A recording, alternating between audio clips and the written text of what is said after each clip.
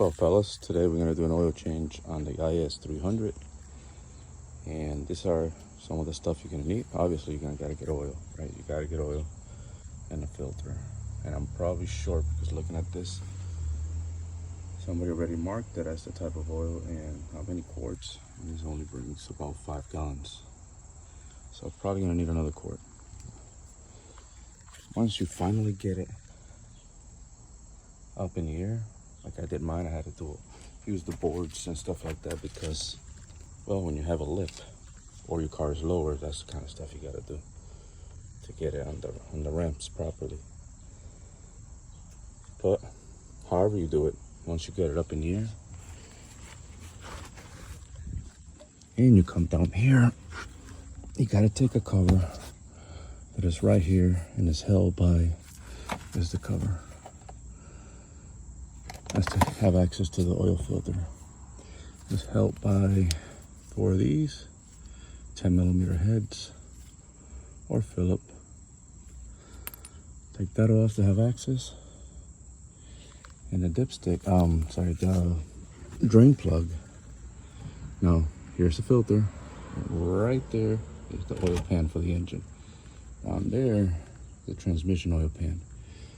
Right here, 14mm head. Get yourself a ratchet with a socket, 14mm. Take it off and drain it. Once you take it off, let it drain. Don't lose the plug. Remember, lefty loosey, righty tighty. Let it drain. Make sure you're not making a mess. I always make a mess, but I'm gonna try not to. You don't want all that oil on the on the driveway of your house. But be careful. Have a container big enough to hold the 6 quarts. And also, fellas, you're gonna need a special socket for the filter housing. Okay, you need a special tool. I got this tool through Amazon. I'll try to leave a link in the description. Yeah, so the way it works, you use the ratchet on here, and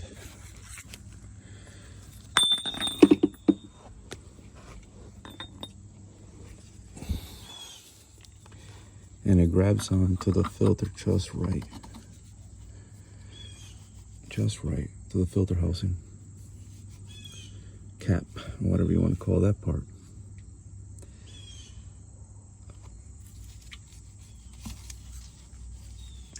And it grabs it so good that it doesn't even want to come off.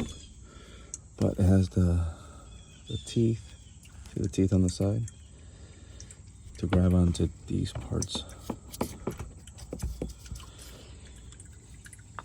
And you might as well use the right tools so you don't wreck your car. It's almost done. Easy. So, ratchet, no matter what size, I got a long one with a 14mm socket, and you do need a special tool. I don't think I could pay no more than $15 or no more than 20 to exaggerate a little bit. It's cheap, get it, and then you can do your own oil changes. So while that is draining, recap again, you're gonna need, as far as tools, a ratchet with a 14mm socket, the oil filter wrench, and a 10mm socket that you can either put on here or you can use a different tool like I did. And that's to take the cover off to have access to the filter.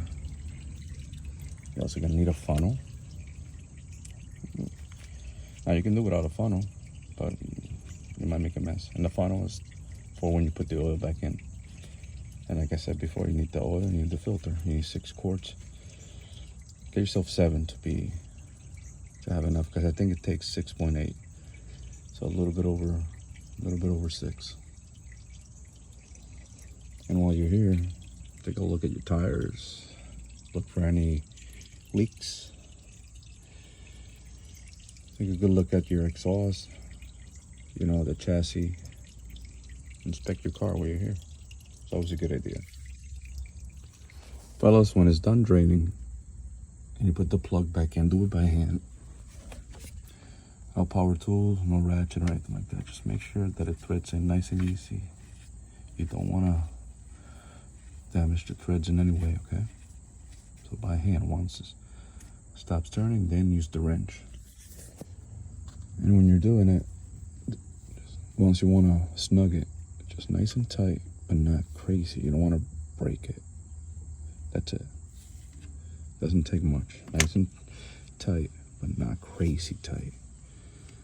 And if you really want to do it right, you get a torque wrench and you look up the torque for that plug.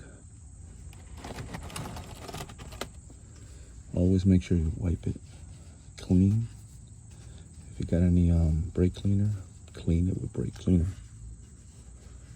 So that way you'll know if it's leaking or not after you're done. Then you inspect it.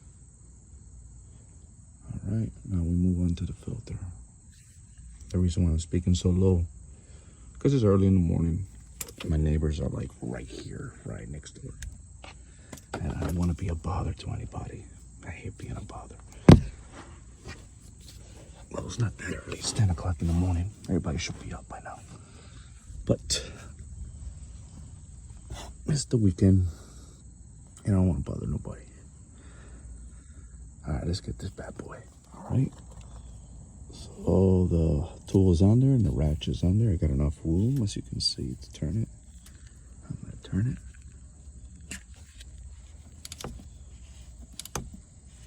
it. And that's the way it comes out, guys. Simple.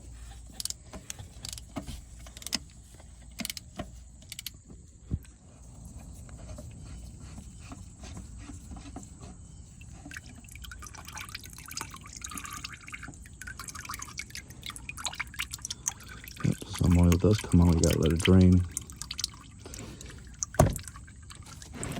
Like I said before, I'm gonna try not to make a mess. But I always make some kind of a mess.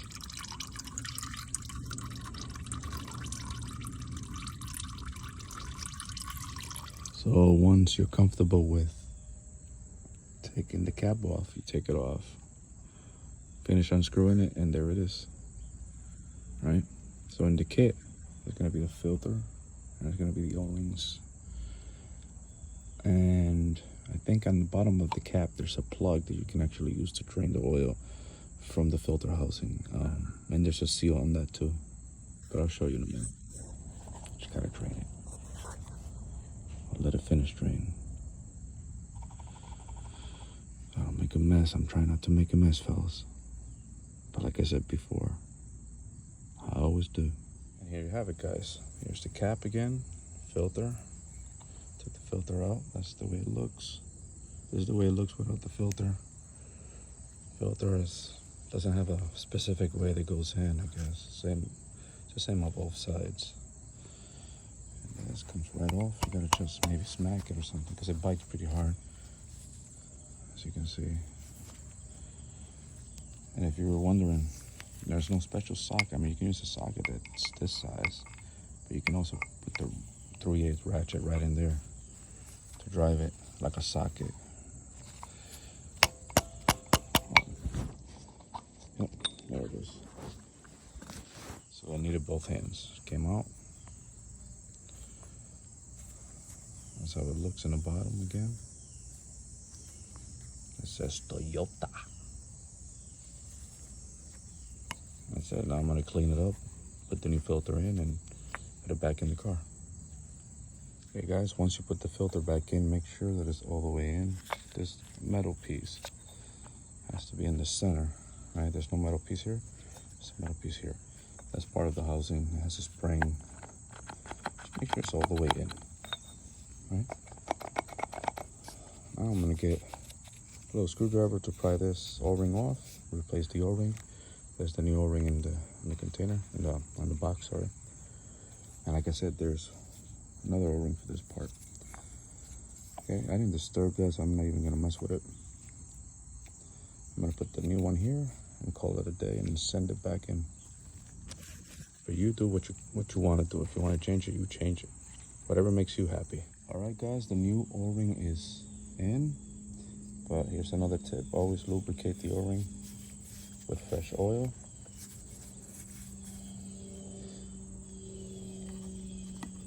So that when you put it together, the O-ring doesn't get ripped or damaged in any way.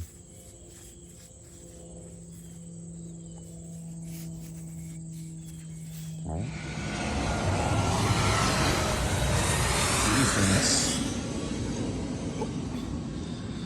Those airplanes are getting bigger and bigger.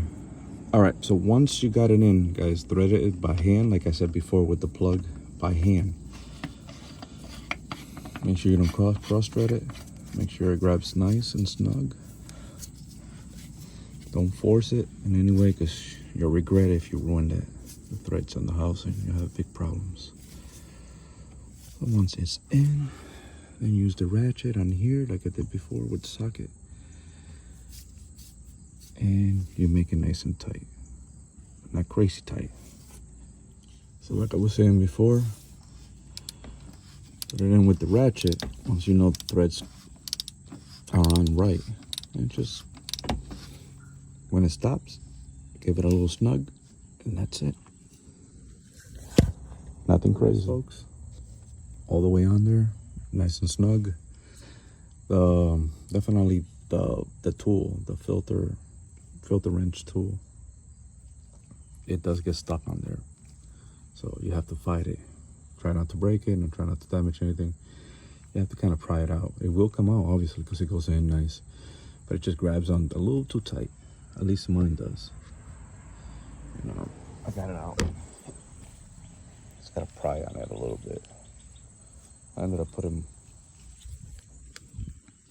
the ratchet here and then try to pry it like this. In case you have to do the same thing, maybe this will work for you, because it worked for me.